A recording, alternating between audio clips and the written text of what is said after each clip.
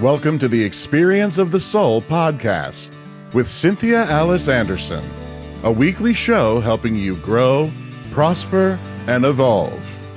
Today, episode 334, The Law of Service. And now, Experience of the Soul.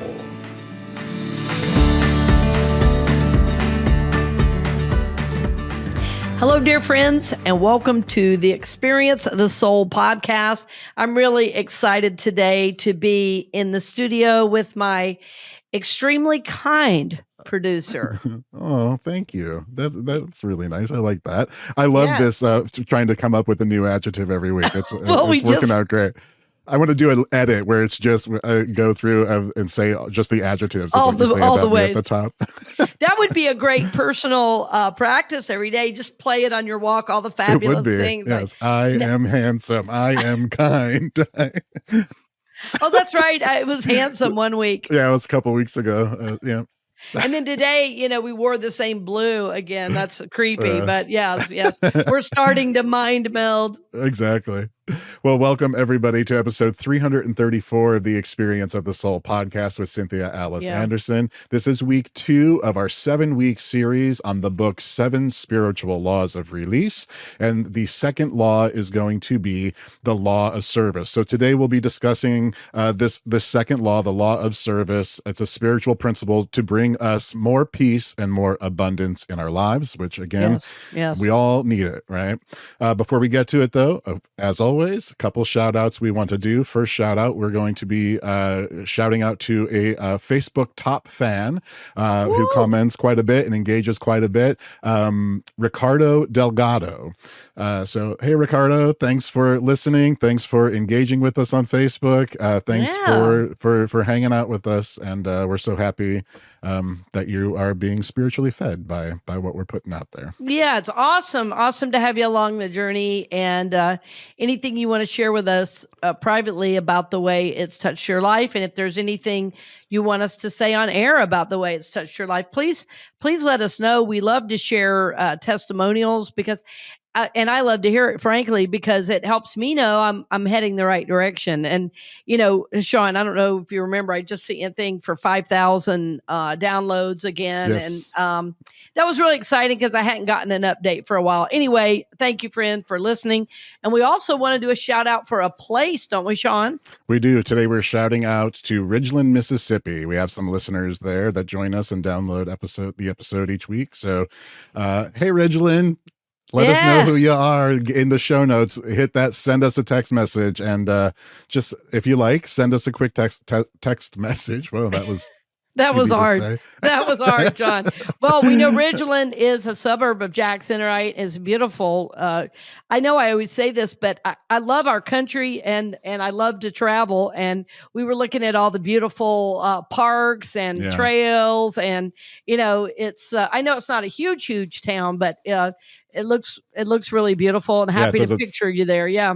The largest metropolitan area in Mississippi. Yeah. So it's nice to have him. Yeah, it looks really gorgeous. Mississippi is really beautiful. And that part of the country is, I traveled there many years ago, and very, very memorable. So anyway, friends, thank you for being along the journey with us today. And as Shawn said, we're in week 2 of our 7-week series on my book. Yep, absolutely. So with that, welcome officially, everyone. Episode 334 of the Experience of the Soul podcast, 7 Spiritual Laws of Release, Law 2, the Law of Service. Yeah. Well, law of service is a favorite of mine. I say that probably about all these, which is why I wrote a book about it. And these are the 7 laws that I come back to. And in case you missed last week's show, I want to mention that all of these laws presuppose that God's will for me is good. God's will for me is good. In other words, God loves me, and that these spiritual principles are simply a way I can embody and practice a spiritual principle. They are a way I can know my connection to God more fully. And the law of service is definitely about that. And not only do we see this law in Christianity, we see it in virtually every religion, every faith, every denomination that I know of. including the indigenous people and teachings. I point that out because the highest spiritual teachings are known in virtually every denomination that I know of. I mean, giving, forgiveness, service. And we know that because these are the things that make a society work, right? If all we do is take and we never give to others, this isn't a society that lasts very long. And as we were talking about last week, we see a lot of taking and a lot of put downs. And if you're serving others, boy, that's the last thing you're thinking of. You're thinking, how can I be connected? How can I be of service? How can I show my love? And so the timing of this, I think, is excellent because it brings us back into alignment with our call as spiritual people. It brings us back into alignment with the abundance and prosperity that we want to know, because we know God's goodness and God's love through service. So if you were taking notes in church, I'd say the title for today is The Law of Service. Number one, knowing your oneness. Knowing your oneness. So in our culture today, we see a lot. I think I'll just say how I think it feels. And a lot of my clients will say this. They'll say to me, I feel so isolated. And as much as I do in spiritual community, as much as I am with people, every now and then I'll get this feeling too of feeling kind of isolated. I think it's because we're so much on machines and computers all the time that we don't connect with each other in the way that we used to. And I feel like a lot of us are trying to work back to a happy medium with that because we're all on computers. I'm recording on a computer to bring you the show. You're listening on a phone or computer to the show, which is great. We love that. But we don't want to only be on these things, right? So instead of being siloed, what I'm saying is instead of being isolated and so siloed, if we realize we're all connected, it's like there's this invisible kind of spirit that unites us all. I'll call it God or the Holy Spirit or spirits. Some would even call it the Christ or even Jesus himself, is uniting us. But in the Bible, there's a lot about our oneness with God and each other and with Jesus. I mean, there's a scripture I'm thinking of now that says, I am the vine, you are the branches. Abide in me and I in you. So we know that, in fact, we are not alone. And I think that when we realize our connection with others, it was just what Shawn and I were saying last show about, talking about other groups of people. You can only talk about yourself because when you're one with everybody else and everything else, that when you put somebody down, you're putting yourself down. In the old days, we'd say you were showing your backside if you put somebody down like that. But nowadays, that's common.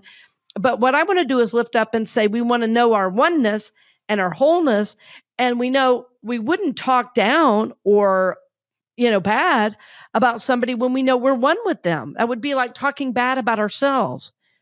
If we know God is in all, then knowing our oneness, becomes, commonplace. We say, oh, of course I want you to have the same right I have because you're a part of me. We're both an extension of God's presence here on earth. That our Creator put us here to know our oneness.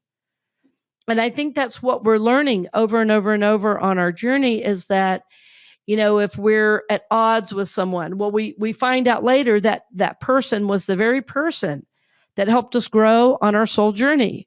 And that they were put here on purpose, not as an enemy, but as something to help us grow. So as we're talking about the law of service, knowing that God's will for me is good, it's also almost remembering in a global sense, God's will for everyone is good, not just me.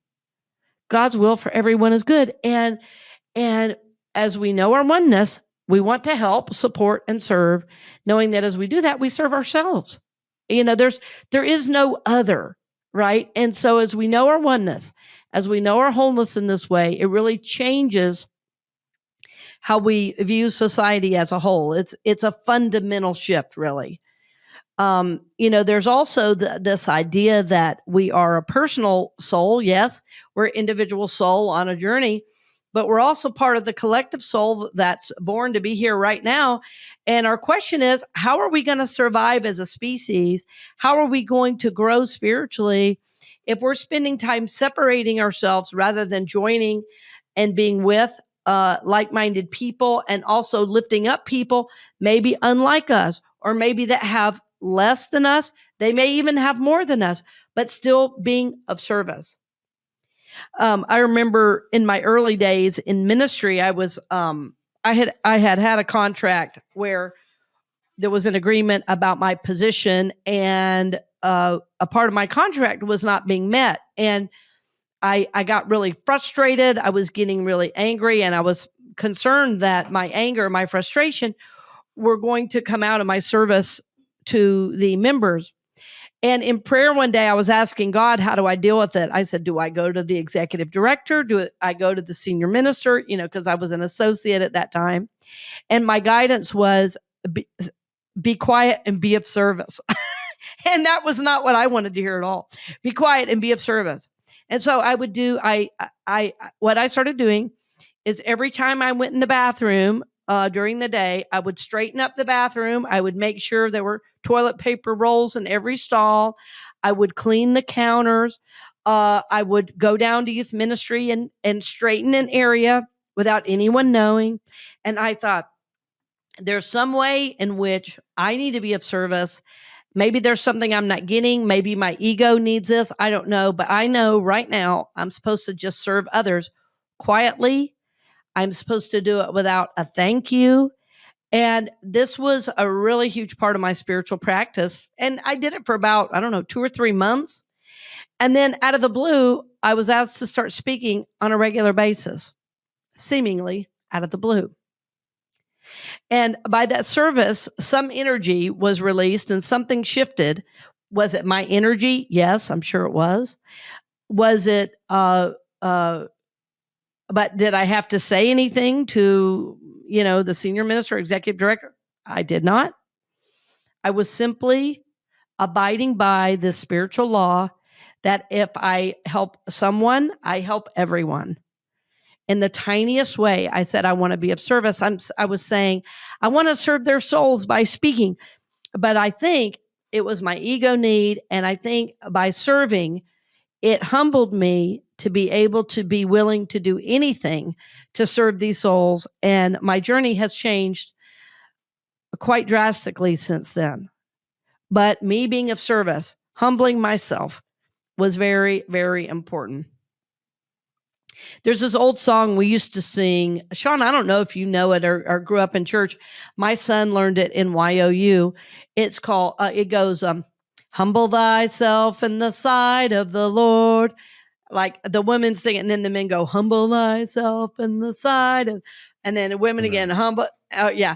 And then the rest of the music is, we'll try to find it for the show notes. And then it goes, and he shall lift you up higher and higher, and he shall lift you up. Right. It's really cool. It's learning that in humbling ourselves, we're lifted. So I think it's called Humble Thyself. So I'll have to try to find it. Yes. What's interesting though is just by chance, I happen to be singing this weekend the song Humble and Kind. I love that song. It's a great tune. Yeah. I forget so I've been working on that. Who first sang that. It's a country star. I want to say Tim McGraw. Let me Tim just McGraw. I think it is Tim McGraw. Yeah. Yeah. Totally goes with my flannel today. It does. Yeah. And I just need my cowboy hat. Tim McGraw. I need my cowboy hat. Which I'm sure there's one around there somewhere. Hey. Hey. Is it? At least 4 or 5 pair of cowboy boots. Yes. It's an addiction. Okay. Keep praying for me. I think you need to take me shopping for cowboy boots. I've always wanted a pair of cowboy boots. I know exactly where to take you. Okay. And we'll also take a friend, because you can buy 1 pair and get 2 free. Oh, excellent. Yeah, I would love that. Oh, yeah. Yeah. Okay. Sorry. Okay. Back to the show. Carry on. Well, Shawn, I'll be of service to you through the shopping experience. Hey, that's perfect. Yeah. It's what we call a shopportunity. I love it. Well, it's funny because this is the way I do love to serve people in that way. I've had friends take me shopping, and I can't tell you how much I love it, because to me, shopping on your own is not near as fun as with a friend. But being of service, and really what it comes down to, and is the idea that everyone has value. That would probably be number two. Everyone has value. Growing up, both of my parents were incredible with this law. Incredible. Both of them were very giving to the community, and we didn't have a lot of money necessarily, but we had things we could do for people. Like, for instance, my mom was always giving to our local ministry. She served a lot as a volunteer. She was a board president. She organized craft fairs. She just did all of those kinds of things. She kept having babies to make music at the church. So, my mom's whole life was really in service to others in many ways, to her family, to the church at large, to the community. Once she started running, she had the church organize a race, and then all the proceeds went to the church and the youth department. She and my brother even handmade all the trophies from a tree that was downed on our land. I mean, so both parents were very, very good at showing us that everyone had value. And my dad was very known for helping people get jobs. He believed everybody, had value, and if they could just kind of find the right spot, that they could make it. And I can't tell you the number of people who we met that were maybe just walking down the street, and my dad would say, "Hey, why don't you get in? Why don't you go for a ride with us?" And he talked to them and see what they needed, and see what he could do. So I found them both to be very generous hearted when it came to others, not generous as in handing people money, because that's not always the highest service, although giving money can be very good. And there's a time I can remember my dad giving money that I remember like yesterday. It'd make me cry to tell the whole story. So we'll save that one for another day. But what I saw them do was treat people with dignity, right? Like, see that they were people and had value, whether they were white or brown or black or whatever. In any given week, we would have a millionaire, a diamond dealer from New York, show up at our house to sell my dad diamonds. A couple days later, the deputy sheriff would come over. A day later, somebody homeless that my dad was up getting a job. And he treated everyone exactly the same. And his goal was always to be in service to them, to support them, to help them up. And what he would say is, when I help them, everybody's better. If somebody quits walking down the street and instead has a job and has enough money to buy a car, well, they can help the next person and the next person and the next person. So his vision was actually very, very clear about, if I help you, well, then I'm going to help you help somebody else. And then we're all helping each other, and the whole society, like the whole community, gets better and is lifted up. The area I grew up in, there were housing projects that were built kind of right behind us. And that was where a lot of people were walking back and forth. And then there was also a woman, an immigrant. She was from Germany, that lived right across the street. And we would help her. We would be of service to her. And she would pay us with vegetables from her garden. And we became very close friends over the years with her, with a neighbor on the other side, with the people up the street. And it was through everyday service. It wasn't, "Hi, everybody, I'm going to go volunteer, so, I can look good and I can put it on Facebook." Although that's great and good and fine. It was the most quiet helping of others I've ever seen. It was like, "What do you need? What do you need?" And my dad quietly finding a way to get it. And I even knew people. There were a couple people, more than a couple, but certainly a couple that I was very aware of, that took advantage of my dad's kindness. And, as strong as my dad was, I heard him say one time, "That's just too bad." He wasn't even mad. He was sad that somebody he had really, really tried to help just refused, did not want to, was not ready. And, this would like hurt his heart somehow. That not that, not that he was mad, but that they weren't ready to receive that help. It kind of made him sad. But what I saw them do over and over and over was treat everyone the same. Everyone has value. And, when I was young, we would serve, my mom and I especially. I don't know if it was because of all my energy and my mom felt this need to keep me busy, which is probably pretty accurate.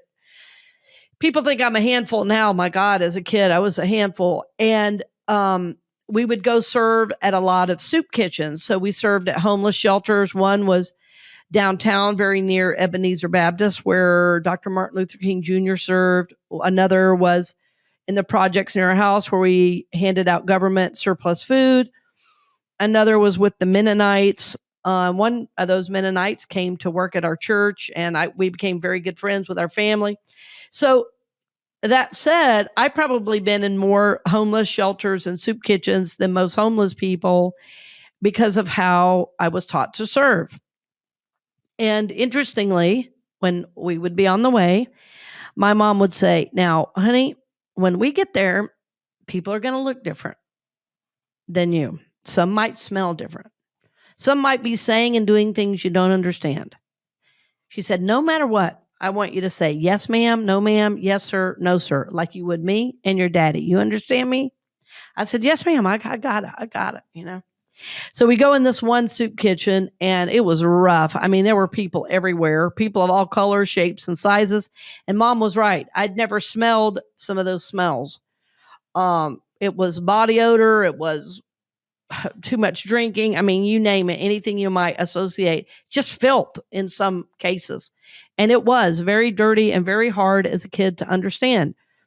Well, I forgot what my mom said about yes, ma'am, no, ma'am, yes, sir, no, sir. And somebody asked me something, and I said, yeah. And boy, from across the table, my mom gave me that look. Boop. I just felt those eyes looking at me. I said, yes, sir. And later, I found out, one of the people, I think it was actually a woman, had said to my mom that no one had ever treated her with such kindness. Yeah. All anybody saw when they looked at her and them, the men and women, was they were homeless, not as people. Yeah. So everyone has value. If you haven't served at a place lately, if you haven't found a way to be in this law of service, you might start in very, very small ways that no one knows about. Clean up your office, help your son or daughter in their room. Being of service in this way can be actually very exciting. And it makes you feel good inside to be of service, to know your oneness, to see someone's value. And then, finally to, go out into the larger community and see, is there a way I can be of service in some greater way? Some of the best minds in history were of service. And the one I'm thinking of right now, growing up in Georgia, it was really interesting. I grew up in the first integrated church in Georgia. My godfather was the minister, and of course, it was an all-white church until, it began to integrate. And I thought it was interesting that there was a basketball hoop at our church. It was just a small little hoop, no big deal. And somebody came to a board meeting and said, we need to put a fence around that basketball hoop to keep people out. And my godfather said, well, why would we do that?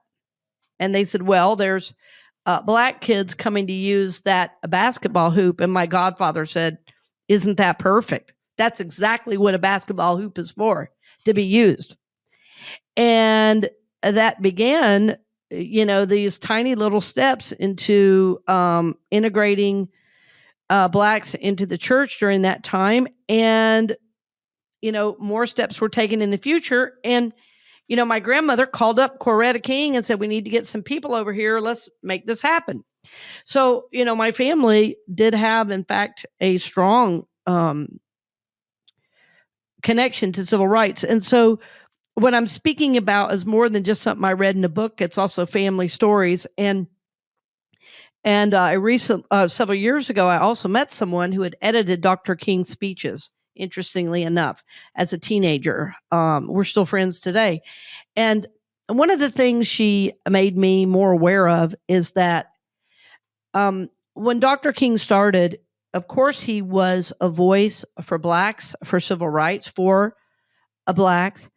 And in those days, that was exactly what we said was Blacks, not African American, as we've grown to say more and more in this country. And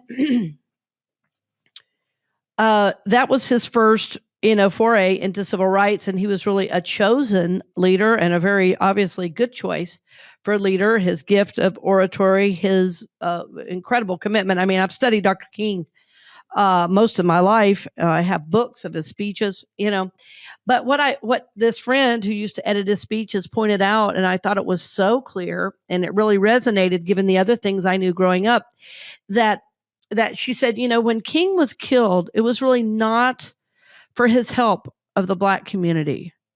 It was that he started seeing that many facets of the community were being pushed down, not only Blacks, but poor whites, poor Puerto Ricans, and such.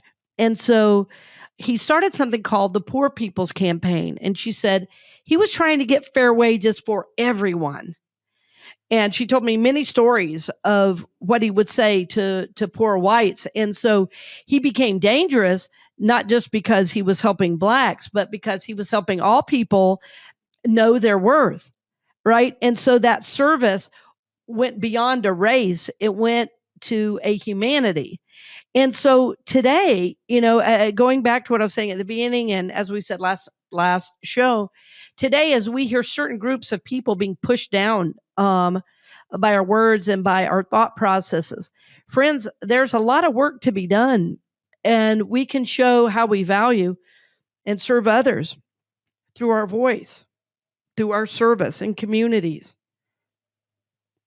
through knowing our oneness, through seeing everyone has value. And remember that this service is, as you're serving, knowing you're serving God in this process. You're dedicating the service of others to God. And that's the highest service there is. Years ago in a work situation, it was kind of a tough work situation. I don't need to go into why, but my affirmation every day was, I only work for God. And I realized everything I was doing at that job, if I didn't dedicate it to God, I would get frustrated. Well, if I dedicated it to God, I said, I can do my best. I can show up. And you know what? I released the rest to you, God.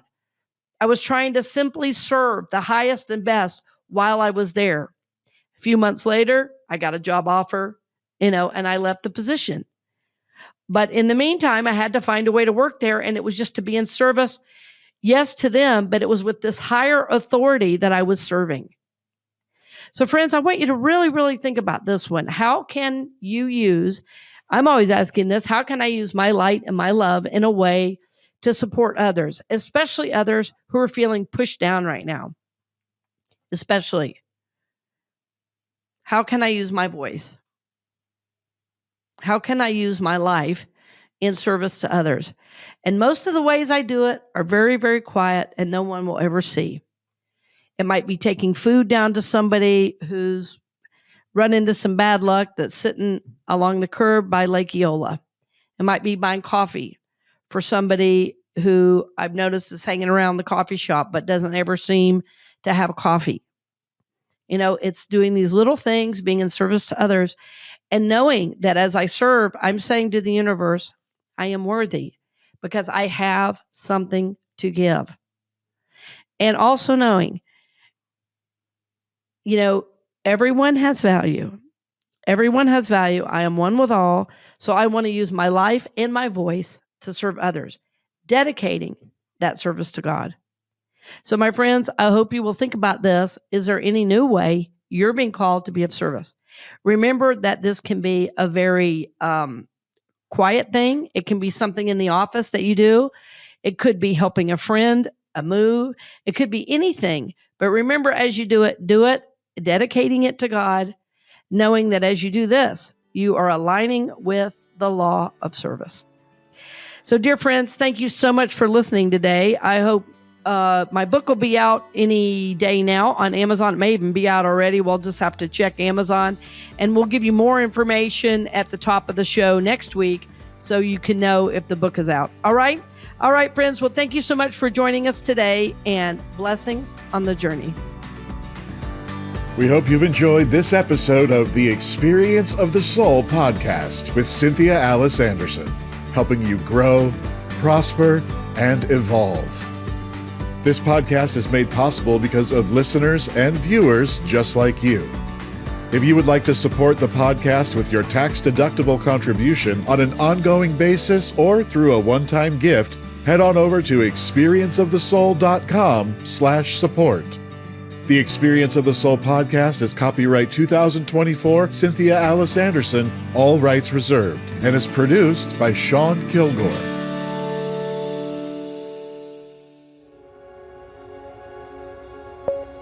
A production of the Soulworks Group, Incorporated.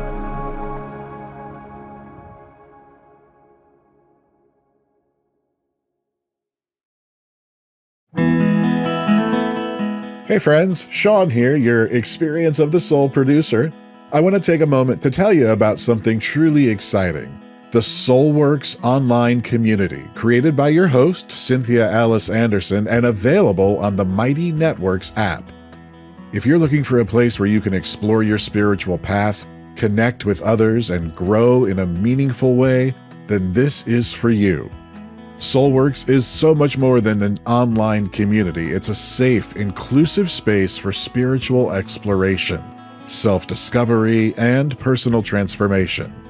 Inside the community, you'll find everything from uplifting spiritual studies to soul-centered growth practices, meditations, affirmations, and so much more. It's a space where you'll always be supported and never judged. The best part, membership is free.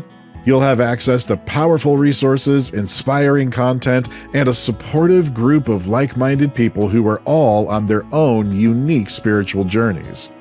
And if you're ready to dive deeper, there are premium options available to enhance your experience, with a live Monday night talk series and extended, deeper meditations. If you're seeking a place to connect, grow, and nurture your soul, we would love to have you join us in the Soulworks community and see where this journey can take you. Visit my.soulworkscommunity.com today.